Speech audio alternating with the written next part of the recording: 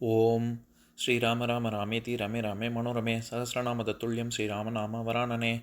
உலகம் யாவையும் தாமுலா வாக்கலும் நிலைபெறுத்தலும் நீக்கலும் நீங்களா அழகிலா விளையாட்டுடையார் அவர் தலைவர் அன்னவர் கேசரன் நாங்களே. எத்திர எத்திர ரகுநாத கீர்த்தனம் தத்திர தத்திர கிருத்தமாஸ்தகாஞ்சலிம் வாஷ்பவாரி பரிபூர்ணலோச்சனம் மாருதிம் நமது ராட்சசாந்தகம். அஞ்சிலே ஒன்று பெற்றான் அஞ்சிலே ஒன்றைத் தாவி அஞ்சிலே ஒன்று ஆறாக ஆரியர்க்காக ஏகி அஞ்சிலே ஒன்று பெற்ற அணங்கைக் கண்டு அயலாரூரில் அஞ்சிலே ஒன்றை வைத்தான் அவன் எம்மை அழித்துக் காப்பான். இன்னைக்கு நம்ம கம்பராமாயணத்துல பாலகாண்டத்துல திரு அவதார படலத்துல 112வது பாட்டு பார்க்க போறோம். ஆலையும் புதுக்குக அந்த நாளர்த்தம் சாலையும் சதுக்கமும் சமைக்க சந்தியும் காலையும் மாலையும் கடவுளருக்கு அணி மாலையும் தீபமும் வழங்குக என்றனன். இதுதான் பாட்டு. இப்ப பதம் பிரிச்சு பொருள் பார்க்கலாம். ஆலையும் புதுக்குக, கடவுளர் கோவில்களை எல்லாம் புதுப்பியுங்கள். அந்த நாளர்த்தம் சாலையும் சதுக்கமும் சமைக்க, அறவோர் சாலைகளையும் நார் சந்திகளையும் அமையுங்கள். காலையும் சந்தியும் மாலையும், அந்தி நேரமும் காலையும் மாலையும் ஆகிய வேளைகளில் கடவுளருக்கு அணிமாலையும் தீபமும் வழங்குக என்றனன். கோயில்களில் உள்ள தெய்வங்களுக்கு அழகிய மலர் மாலைகளும் தீபங்களும் வழங்குங்கள் என்றான். இப்ப நம்ம இந்த பாட்டுல இருக்கக்கூடிய நயங்களை பார்க்கலாம். இதுல ஆலயம் புதுக்குக அப்படின்னு வர்ற இடத்துல ஆலயம் அப்படின்னா அது தேவாலயத்தை குறிக்குது. அதாவது நான் ஏற்கனவே சொன்னதுதான், லயித்து இருப்பது அப்படின்னா இரண்டரை கலப்பது அப்படின்னு பொருள். ஆனா உயிர் அல்லது ஆன்மான்னு அர்த்தம். அதாவது ஆன்மா கடவுளுடன் இரண்டரை கலக்கும் இடம் ஆலயம். தேவன் இருக்கக்கூடிய ஆலயம் தேவாலயம். அதனால அது கோவில். அது எல்லாத்தையும் புதுக்குகன்னா புதுப்பியுங்கள் அப்படின்னு அர்த்தம்.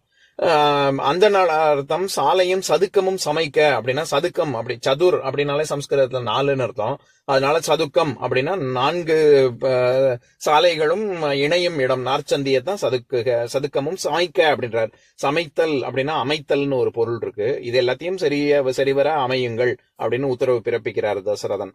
அடுத்தது சந்தியும் காலையும் மாலையும் அப்படின்னு வர்ற இடத்துல சந்தி அப்படின்னா இரு பொழுது கூடும் காலத்தை தான் சந்தின்னு சொல்லுவோம். காலை இரவு முடிஞ்சு பகல் ஆரம்பிக்கக்கூடிய சந்தியா காலத்தை பிராத சந்தியான்னும், திருப்பி பகல் முடிஞ்சு இரவு ஆரம்பிக்கக்கூடிய அந்த சந்தியை சாயம் சந்தி, அதாவது மாலை நேரம், மாலை சந்தி அப்படின்னும், 2 காலை சந்தி மாலை சந்தி அப்படின்னு 2 சந்தி பொழுதுகளை சொல்லுவாங்க.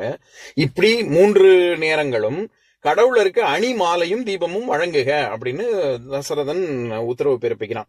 அப்படி அணிமாலை நான் ஏற்கனவே சொல்லியிருக்கேன், சில இடங்கள்ல கம்பர் பயன்படுத்தக்கூடிய வினைச்சொற்கள் ரொம்ப ரொம்ப பொருத்தமா இருக்கும். அதனால இந்த இடத்துல அணிமாலை அப்படிங்கிறது ஒரு வினைத்தொகை, 3 காலத்தையும் குறிச்சு வருது.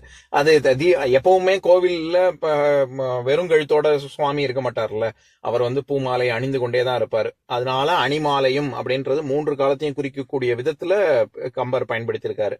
அது அணிமாலையும் தீபமும் வழங்குக என்றனன். அது கொடுங்க அப்படின்னு, வழங்குதலுக்கும் கொடுப்பதுக்கும் வித்தியாசம் இருக்கு. இந்த இடத்துல வழங்குக அப்படின்னு கம்பர் பயன்படுத்தியிருக்காரு. அப்படின்னா என்னன்னா, பொதுவாகவே வழக்கமா செய்யறது அப்படின்னு என்ன அர்த்தம்? அடிக்கடி செய்யறதுன்னு அர்த்தம். பழக்க வழக்கமே அப்படின்னு சொல்றோம்ல, அது ஒரு ஹேபிட் ஆயிடுச்சுன்னு.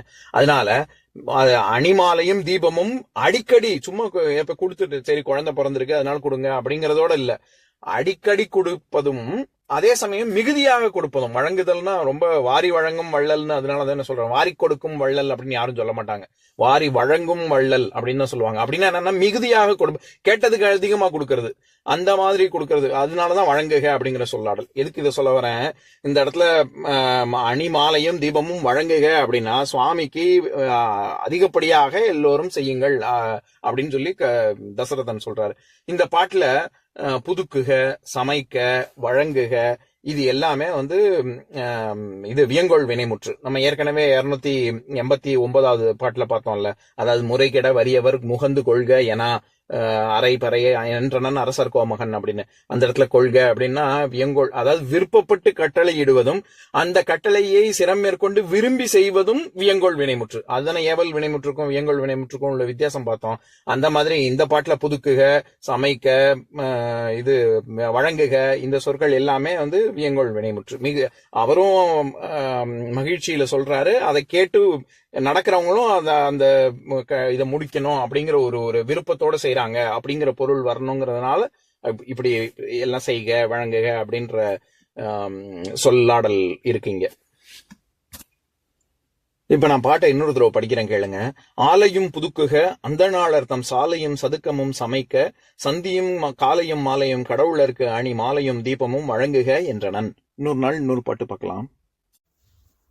ஓம் சாந்தாகாரம் புஜகசயனம் பத்மநாபம் சுரேஷம் விஸ்வாதாரம் ககனசத்ருசம் மேகவர்ணம் சுபாங்கம் லக்ஷ்மீகாந்தம் கமலநயனம் யோகி ஹிருத்யானகம்யம் வந்தே விஷ்ணும் பவபயஹரம் சர்வலோகைகநாதம். உம்பரோடு இம்பர்காரும் உலகம் ஓர் ஏழும் ஏழும் எம்பெருமான் என்று ஏத்தி இறைஞ்சி நின்று ஏவல் செய்ய தம்பியரோடும் தானும் தருமமும் தரணி காத்தான் அம்பரத்து அனந்தர் நீங்கி அயோத்தியில் வந்த வள்ளல்.